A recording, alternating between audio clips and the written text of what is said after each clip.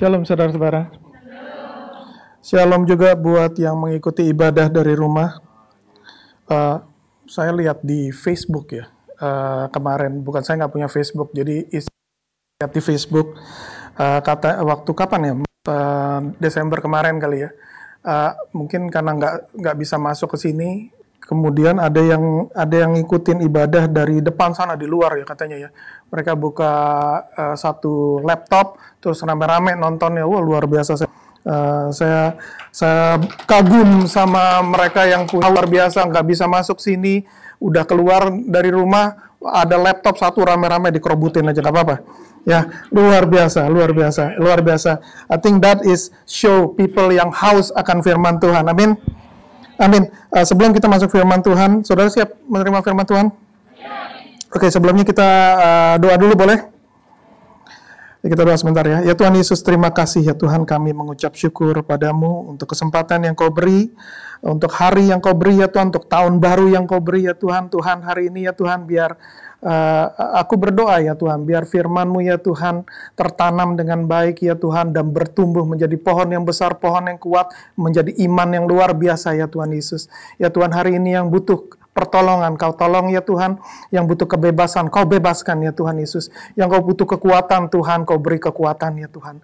Terima kasih Tuhan, juga aku berdoa untuk jemaat-Mu di tempat ini ya Tuhan. Kau berikan mereka konsentrasi yang baik ya Tuhan Yesus. Segarkan mereka untuk bisa menerima firman-Mu dengan baik, mengerti firman-Mu dengan baik ya Tuhan.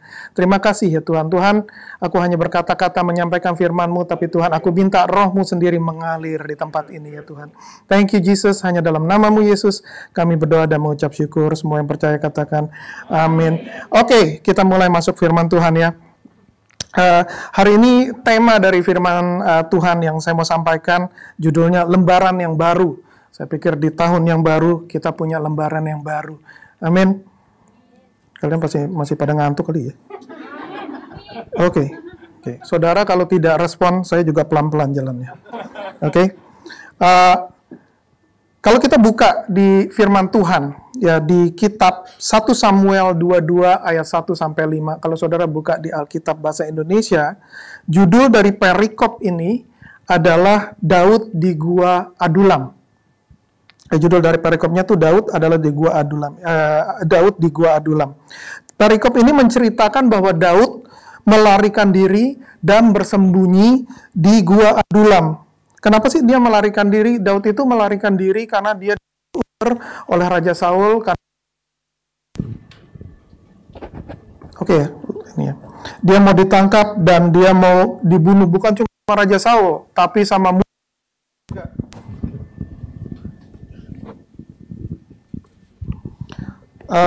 Raja Saul dan musuh-musuhnya mau menangkap dia dan mau membunuh dia. Ya, maka dia lari dan dia bersembunyi di satu gua di gunung namanya Gua Adulam. Ya. Kalau kita lihat di firman Tuhan waktu saudara baca sampai dikit, saya nggak sempat untuk baca semuanya, tapi kalau kita sampai di 1 Samuel 22 ayat 5, kita akan membaca firman Tuhan seperti ini. Tetapi Gad, nabi itu berkata kepada Daud, janganlah tinggal di kubu gunung itu, pergilah dan pulanglah ke tanah Yehuda. Lalu pergilah Daud dan masuk ke hutan Kereb.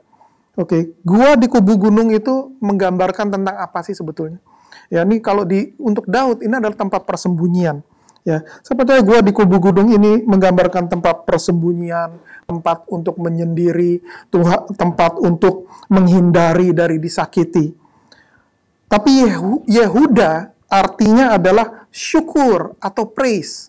Yehuda itu artinya syukur atau praise. Nabi Gad berkata sama Daud, keluar dari tempat persembunyianmu, keluar dari gua itu, pergi ke tanah Yehuda, tanah di mana ada syukur di situ. Ada praise and worship di situ. Saya percaya ada dari saudara, ya karena ini yang Tuhan minta untuk sampaikan. Jadi saya percaya ada dari saudara, apakah yang di tempat ini, ataukah yang di rumah, ada dari saudara yang ini sedang bersembunyi di dalam gua.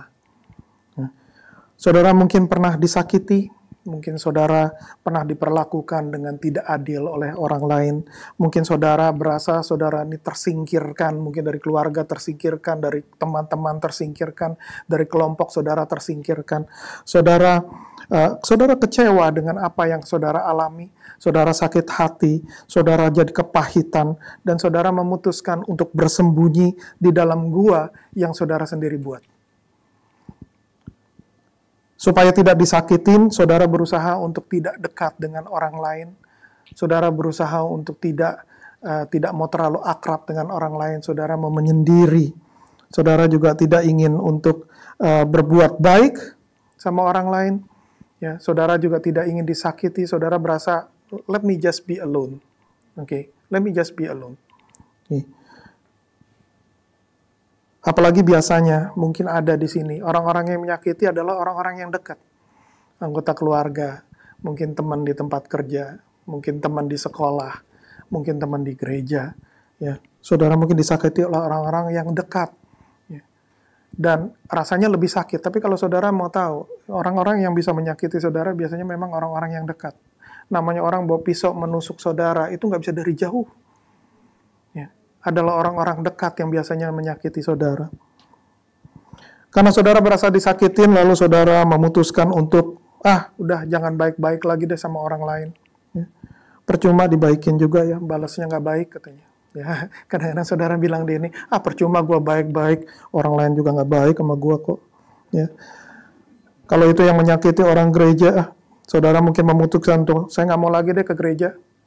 Ya, nggak mau lagi ke gereja, atau bahkan mungkin saudara memutuskan saya pindah gereja aja deh, gitu ya. Atau mungkin saudara mungkin ya udah dah, daripada nanti dimarahin Tuhan, saya tetap ke gereja, tapi saya memutuskan nggak mau pelayanan katanya. Ya, saya nggak mau pelayanan habis kalau pelayanan banyakkan sakit hatinya katanya. Ya, saudara tahu Daud juga merasakan hal yang sama, bukan cuma saudara. Ya. Dia melayani rajanya dengan luar biasa, dia melayani bangsanya dengan luar biasa.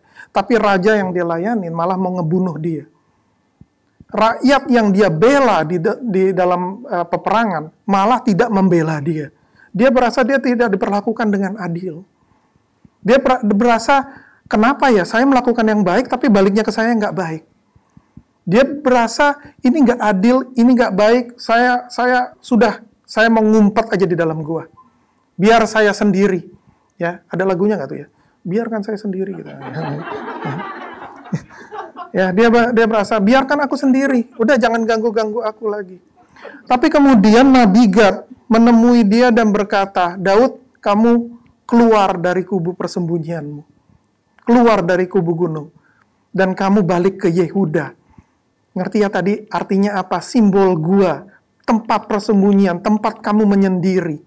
Ya, dan pergi ke Yehuda. Yehuda itu artinya bersyukur, memuji, praise. Bagaimana kamu bisa memuji? Bagaimana kamu bisa bersyukur? Kamu bisa bersyukur kalau kamu ada di tempat kemenangan kamu. Kalau di tempat itu ada kemenangan, ada victory, hidup kamu penuh dengan kemenangan, maka kamu akan mulai bersyukur sama Tuhan. Saya percaya firman Tuhan yang diberikan oleh Nabi Gad ini kepada Daud, firman Tuhan yang sama sedang diberikan sama sebanyak dari saudara di sini. Hari ini, lupakan yang lalu.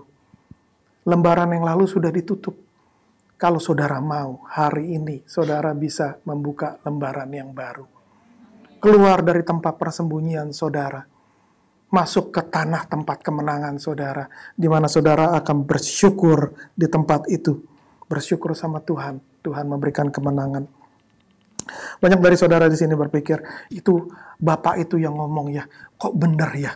Saya berasanya seperti itu, nggak usah angkat tangannya. Saya berasanya seperti itu.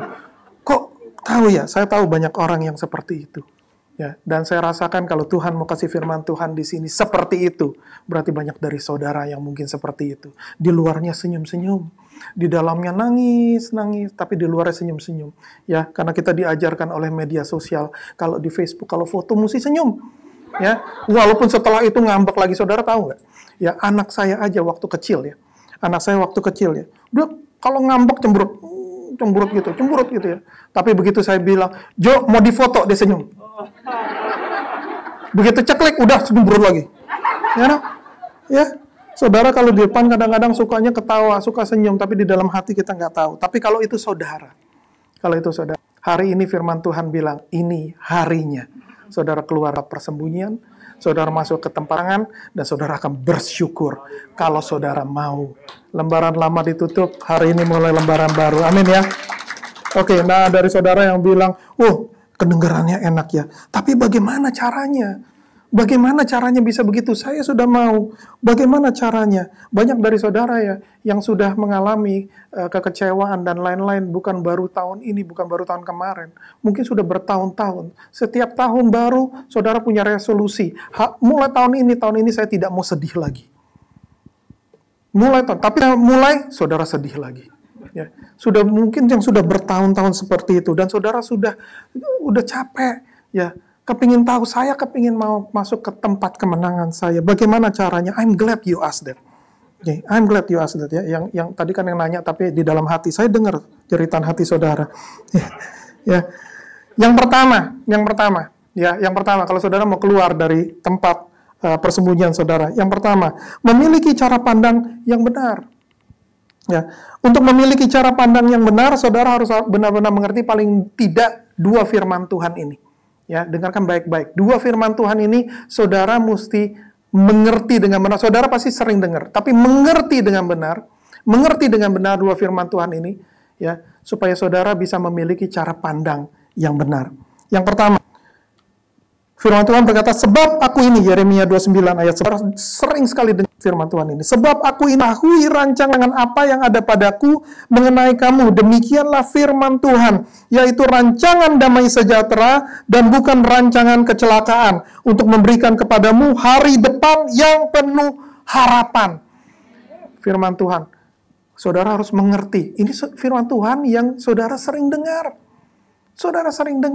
Tapi seringkali kita dengar tuh kita lupa, kita nggak mengerti. Dimengerti baik-baik. Maksudnya apa firman Tuhan ini? Saudara harus mengerti dengan sepenuh hati bahwa Tuhan yang saudara punya, Tuhan Yesus yang saudara percayai, itu mempunyai rencana yang baik buat saudara.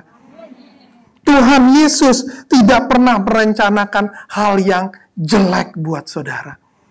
Dia mengasihi saudara dan dia punya rencana yang baik buat saudara. Mengerti dengan benar. Karena kalau orang lagi susah, tiap kali orang mulai mengeluh sama Tuhan dan mulai mempertanyakan apakah Tuhan itu baik atau tidak.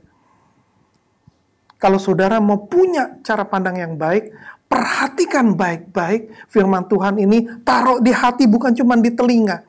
Simpen di hati, setiap ada kejadian jelek, aku punya Tuhan yang baik. Dan aku punya Tuhan yang punya rencana yang baik. Aku punya Tuhan yang gak pernah merencanakan hal yang jahat dalam hidup. Amin. Firman yang kedua yang saudara harus mengerti juga. Dari Roma 8 ayat 28 ini saudara sering dengar. Kita tahu sekarang bahwa Allah turut bekerja dalam segala sesuatu untuk mendatangkan kebaikan bagi mereka yang mengasihi Dia, yaitu bagi mereka yang terpanggil sesuai dengan rencana Allah. Saudara pasti sering dengar Tuhan ini ya. Ya, kapan saudara sering dengar Tuhan ini? Kalau yang nyangkut biasanya kalau apa? Biasanya kalau lagi nggak mengerti apa yang terjadi, ya. Untuk menguatkan diri, Allah turut bekerja. Tapi hari ini bukan buat menguatkan diri. Mengerti dalam hati saudara. Mengerti dalam hati saudara. Dengan sepenuh hati. Bahwa Tuhan Yesus yang saudara percayai tidak akan pernah meninggalkan saudara sendiri. Gak akan pernah dia meninggalkan saudara sendiri. Dia mencari saudara waktu saudara tidak mencari dia. Kalau saudara mencari dia, masa dia tinggalkan? Tuhan Yesus yang saudara percayai tidak akan meninggalkan saudara sendiri. Dan percaya bahwa dalam kehidupan saudara, dia turut bekerja. Nggak pernah dia tinggalkan saudara sendiri. Dia turut bekerja waktu saudara senang, ataupun waktu saudara susah. Waktu saudara berdiri, ataupun waktu saudara terduduk. Waktu saudara berlari, ataupun waktu saudara terjatuh, dia turut bekerja. Percaya, dua hal ini, saudara percayain dulu. Kalau saudara tertanam di sini, saudara akan mulai bisa melihat dengan cara pandang yang benar. Saya kasih kesaksian sedikit. 2 firman Tuhan ini nyangkut di hati saya. 20 tahun sekian yang lalu, waktu saya pindah ke Singapura. Waktu saya baru sampai ke Singapura. Wah, orang Indonesia pergi ke Singapura. Ya, pertamanya datangnya semangat. Bawa istri dan bawa baby.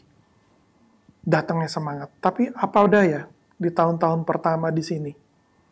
Ya, kejadiannya, keadaan saya begitu sulit. Sepertinya semua pintu tertutup buat saya. Untuk pekerjaan, semua pintu tertutup.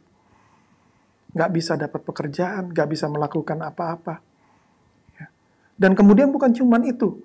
Bukan cuman itu. Ternyata keluarga saya didera dengan berbagai macam penyakit. Ya. Terus ada penyakit.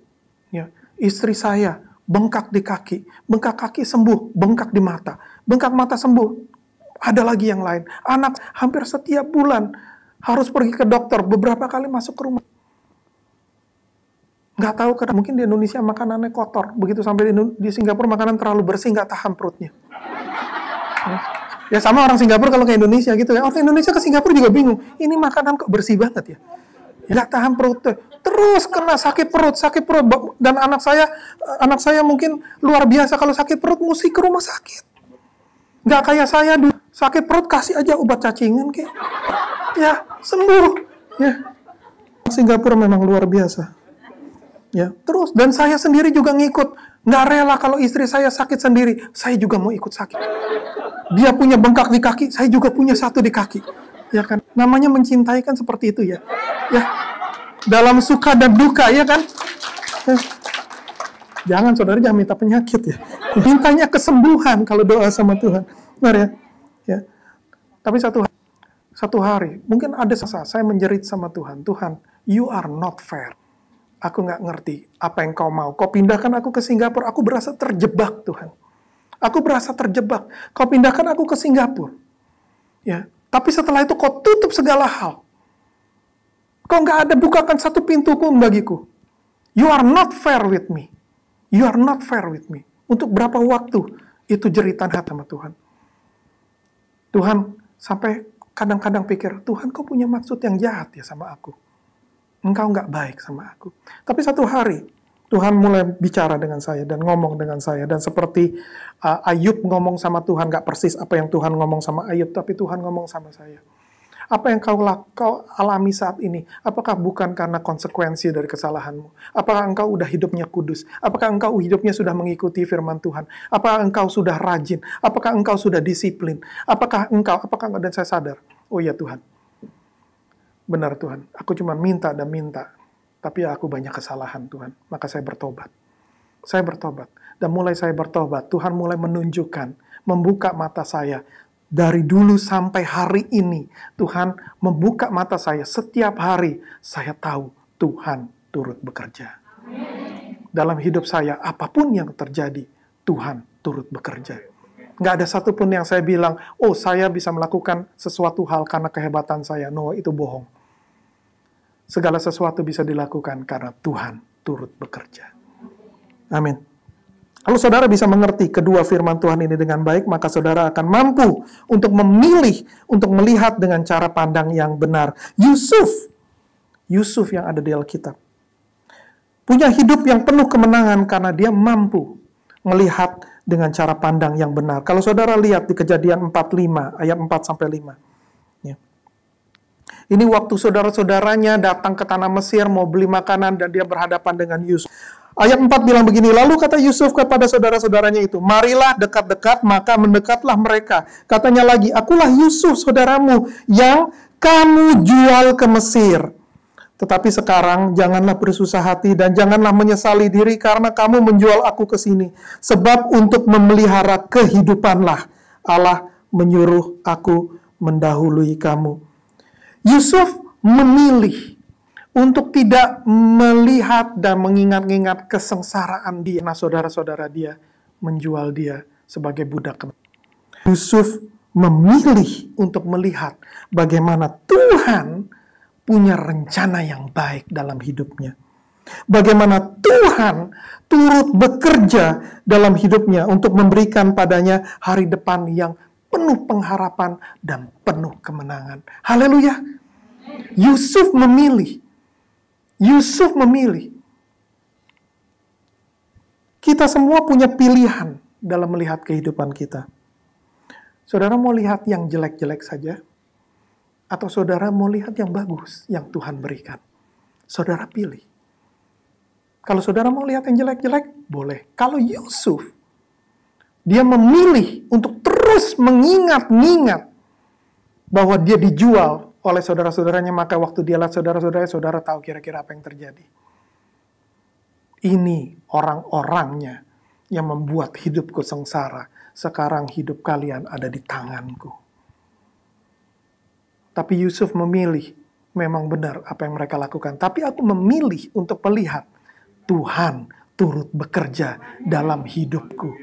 Maka hidupnya penuh dengan kemenangan. Itu memandang dengan cara pandang benar. Melihat dengan cara pandang yang benar. Di awal tahun ini, waktu saya berdoa mengucap syukur, sudah melewati tahun 2020 yang berat, dan akhirnya sampai mendarat di tahun 2021. Di awal tahun saya berdoa, waktu saya berdoa Tuhan mengingatkan saya. Satu firman Tuhan di Yesaya 45 ayat 3, berkata seperti ini, Aku akan memberikan kepadamu harta benda yang terpendam dan harta kekayaan yang tersembunyi, supaya engkau tahu bahwa akulah Tuhan, Allah Israel yang memanggil engkau dengan namamu. Bahasa Inggrisnya bilang begini, I will give you the treasures of darkness and hidden riches of secret places, that you may know that I, the Lord, who call you by name, am the God of Israel. Saya mau bilang sama saudara, tahun 2020 buat saya pribadi, saya tahu buat banyak orang, tapi buat saya pribadi, itu tahun yang sangat berat buat saya. 2020. Kalau saudara tahu banyak kejadian, penyakit, banyak ketakutan, ekonomi susah, saya punya banyak masalah usaha yang saya jalankan. Ya, tapi bukan hanya masalah dalam ekonomi, masalah kesehatan. Saya terkena masalah kesehatan, istri saya terkena masalah kesehatan.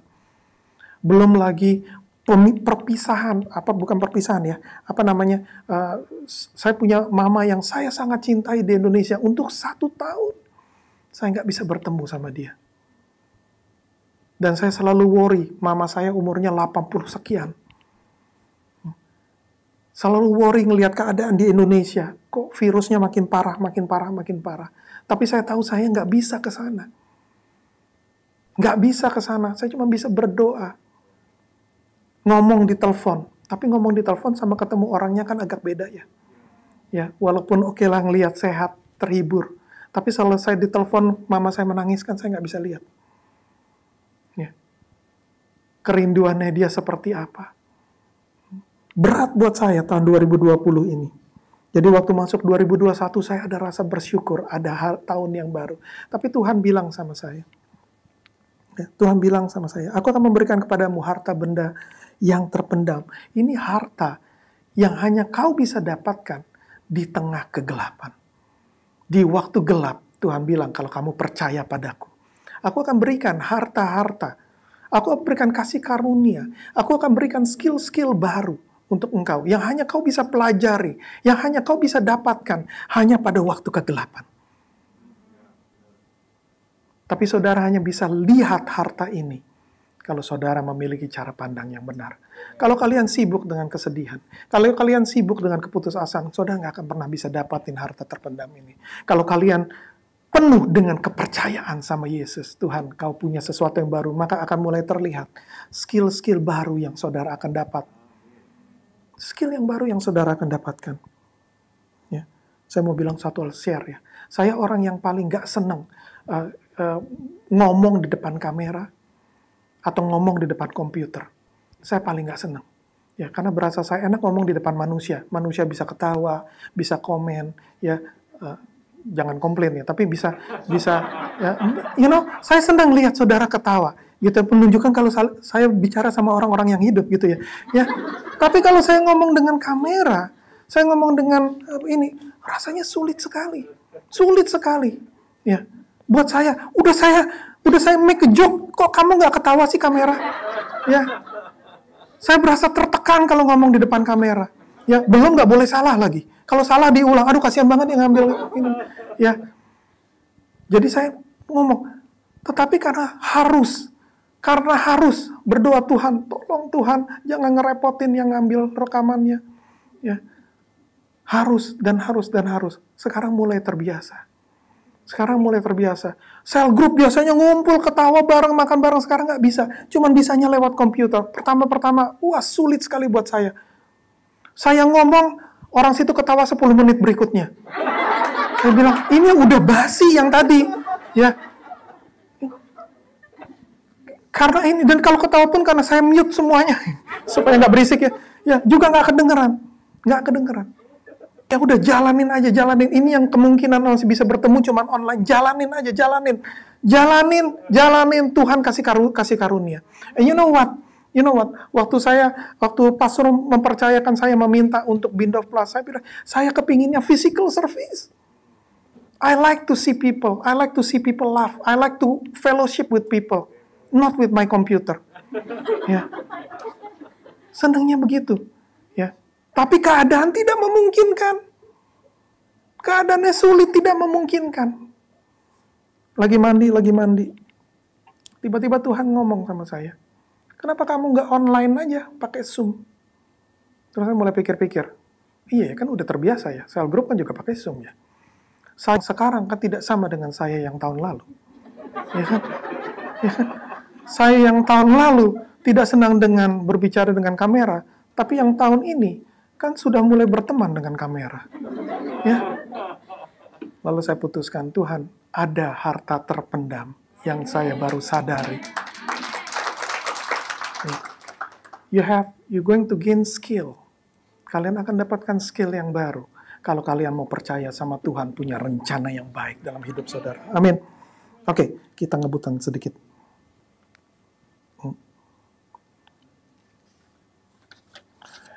Yang kedua, saya cuma punya 2 poin. Ini poin yang terakhir. Dan saya punya sekitar 3 menit untuk poin ini. Ya, kalau saudara mau bisa sampai ke tempat kemenangan, ya, satu hal lagi yang saudara harus memilih. Ya, nah ini nanti kalau saya ngomong, nanti saudara berat. Saudara harus bisa memilih untuk mengampuni. Harus bisa memilih untuk mengampuni. Firman Tuhan di Matius 18 ayat 21 sampai 35 menceritakan bagaimana pentingnya untuk kita mau mengampuni orang yang salah pada kita. Yesus memberikan perumpamaan tentang seorang raja yang mau mengampuni hambanya yang berhutang begitu besar sama dia.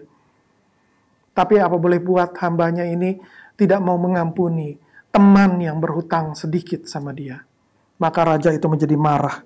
Kalau saudara lihat, di firman Tuhan di Matius 18 ayat 3-4 berkata seperti ini.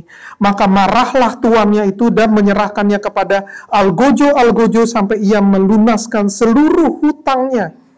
Bahasa Inggrisnya bilang begini. And his master was angry and delivered him to the torturers until he should pay all that was due to him. To the torturers. You know, algojo itu kerjanya apa? Menyiksa. Algojo itu kerjanya apa? Dia akan memukuli, dia akan membuat saudara sengsara. Ya, firman Tuhan ini berkata, kalau saudara tidak mau mengampuni, ya maka akan ada algojo yang akan menyiksa saudara. Saudara tahu kalau saudara tidak mau mengampuni, sebetulnya saudara seperti ada dalam penjara. Karena iblis akan terus mengingatkan di pikiran saudara, di telinga saudara, di hati saudara, hal-hal yang menyakitkan saudara, mengingatkan orang-orang yang menyakiti saudara, mengingatkan orang-orang yang memperlakukan gak adil sama saudara, mengingatkan kejahatan-kejahatan yang mereka lakukan sama saudara. Kalau saudara ingat-ingat terus, saudara akan tersiksa. Banyak orang, mungkin ada di sini, yang tahun demi tahun hidupnya tersiksa karena gak bisa melupakan kejahatan yang orang lain telah buat dalam hidupnya. Saudara tahu kalau saudara sebetulnya ada di dalam penjara. Saudara tersiksa. Dan Tuhan bilang, sampai engkau bisa mengampuni orang itu, engkau akan terus hidup tersiksa. Bagaimana cara masuk tempat yang penuh kemenangan kalau saudara ada di penjara? Tempat yang penuh kemenangan adalah tempat yang penuh dengan freedom. Tempat yang penuh dengan kebebasan. Saudara pilih. Kalau saudara tidak mau mengampuni, maka saudara akan ada di dalam penjara dan iblis akan menyiksa saudara. Sampai saudara bisa mengampuni, saudara akan terus disiksa sama perbuatan orang dalam hidup saudara. Terus akan terngiang di kepala, terus akan terngiang di hati. Ada dari saudara yang gak bisa tidur. Karena terus teringat kata-katanya orang yang menyakitkan. Mungkin masa lalu saudara dipukuli oleh orang. Mungkin masa lalu keluarga saudara memperlakukan yang gak adil. Itu terngiang terus. Banyak dari saudara yang mungkin gak bisa tidur dengan baik. Karena saudara ada di dalam penjara. Dan iblis menyiksa saudara. Hari ini kalau saudara mau masuk lembaran yang baru, ambil keputusan. Aku mau mengampuni. Aku mau mengampuni. Bukan karena orang yang aku ampuni layak untuk diampuni. Tapi aku mau mengampuni karena aku ingin bebas. Aku ingin bebas dari siksaan. Aku ingin merdeka dan penuh kemenangan. Aku mau buka lembaran baru di tahun ini, tidur dengan nyenyak. Aku mau buka lembaran baru di tahun ini. Ya. Yang penuh kemenangan, ya, penuh dengan kedamaian. Kuncinya saudara mesti mau mengampuni orang lain. Ada dari saudara di sini yang gak bisa diampuni bukan orang lain, tapi saudara gak bisa mengampuni diri saudara sendiri. Mungkin ada kesalahan yang saudara lakukan dulu yang saudara sesali. Ada kesalahan-kesalahan yang saudara sesalin dan gak bisa saudara lupakan. Mungkin ada sesuatu yang saudara buat dan hasilnya jelek luar biasa. Dan saudara gak bisa lupakan. Saudara gak bisa lupakan. Dan saudara berasa, aku gak bisa mengampuni diriku. Dan saudara siksa diri saudara sendiri. Setiap kali saudara bilang, aku orang yang gak layak. Aku orang yang berdosa. Aku orang yang gak bisa. Gak pantas untuk dapat kebaikan. Saudara siksa diri saudara sendiri. Kalau itu saudara, mengampuni bukan cuma orang lain. Saudara mesti ambil keputusan hari ini untuk mengampuni diri saudara sendiri. Perumpamaan yang Yesus berikan menyatakan, Tuhan mengampuni dosa saudara yang saudara gak bisa bayar. Tuhan yang mengasihi saudara sudah mengampuni, kenapa saudara gak bisa mengampuni diri sendiri? Saya tutup dengan satu firman Tuhan yang memberikan satu kunci buat saudara, kebenaran firman Tuhan untuk bisa mengampuni diri sendiri. Matius 22 ayat 39 berkata seperti ini. Dan hukum yang kedua yang sama dengan itu ialah sesamamu manusia seperti dirimu sendiri. Hukum yang pertama saudara tahu, kasihlah Tuhan dengan segenap akal budi, dengan segenap hati. Hukum yang kedua bilang begini, kasihlah sesamamu manusia seperti dirimu sendiri. Kita seringkali membaca firman ini, tapi nggak mengerti dengan jelas isi firman ini. Ya, seringkali kita selalu menganggap, kita take it for granted, bahwa Tuhan menyuruh kita mengasihi Tuhan dan mengasihi sesama. Benar. Tapi kalau saudara baca dengan jelas, saya mau kasih satu rahasia dari kalimat ini. Kasihlah sesamamu manusia seperti kamu mengasihi dirimu sendiri. Kalau kamu nggak bisa mengasihi dirimu sendiri, kamu nggak akan bisa mengasihi orang lain. Kalau kamu nggak bisa mengampuni dirimu sendiri, maka kamu nggak akan bisa mengampuni orang lain. Hari ini ambil keputusan. Tuhan, aku mau punya cara pandang yang benar. Dan Tuhan, aku mau menjadi orang yang bebas. Bebas terhadap kesalahannya orang lain, dan bebas terhadap kesalahan aku sendiri. Kalau saudara palahan, datang sama Tuhan, bilang, aku mohon ampun. Dan saya jamin saudara, Tuhan akan jawab, aku sudah mengampuni engkau. Amin. Mari kita doa. Ya Tuhan Yesus, terima kasih ya Tuhan. Tuhan, firman-Mu telah diberitakan, firman-Mu sudah diberikan ya Tuhan Yesus. Tuhan, hamba-Mu selesai ya Tuhan berbicara saat ini. Tapi biar Roh-Mu terus mengingatkan tentang firman-firman-Mu. Tentang apa yang ingin Kau katakan secara pribadi terhadap setiap orang di tempat ini. Dan juga yang di rumah, dimanapun yang mereka mendengar firman-firman-Mu hari ini. Tuhan, hamba-Mu berdoa ya Tuhan. Supaya mereka yang menerima firman-Mu hari ini ya Tuhan. Mereka menjadi orang-orang yang bebas ya Tuhan. Mereka punya kekuatan, kasih karunia untuk memilih ya Tuhan, memandang hal-hal yang dengan cara yang benar ya Tuhan, memandang kebaikan-Mu ya Tuhan, menerima apa yang Kau sudah siapkan dalam hidup mereka ya Tuhan. menerima bahwa Engkau nggak pernah meninggalkan mereka ya Tuhan. Dan Tuhan, waktu mereka mulai berpikir dan mereka mulai merasakan dan merenungi firman-Mu hari ini ya Tuhan. Biar Tuhan, biar pada hari yang sama ya Tuhan, pada saat yang sama ya Tuhan, mereka boleh tutup lembaran hidup mereka yang lama ya Tuhan Yesus. Dan hari ini ya Tuhan, biar lembaran yang baru boleh terbuka ya Tuhan. Yang mereka boleh tulis dengan penuh rasa syukur ya Tuhan Yesus. Terima kasih ya Tuhan. Tuhan, Kau berkati jemaat-Mu ya Tuhan. Kau berkati mereka satu persatu secara luar biasa. Aku selesai berbicara ya Tuhan. Mengucap syukur kesempatan yang Kau berikan padaku untuk menyampaikan firman-Mu ya Tuhan. Tapi saat ini ya Tuhan, aku meminta kepadamu ya Tuhan.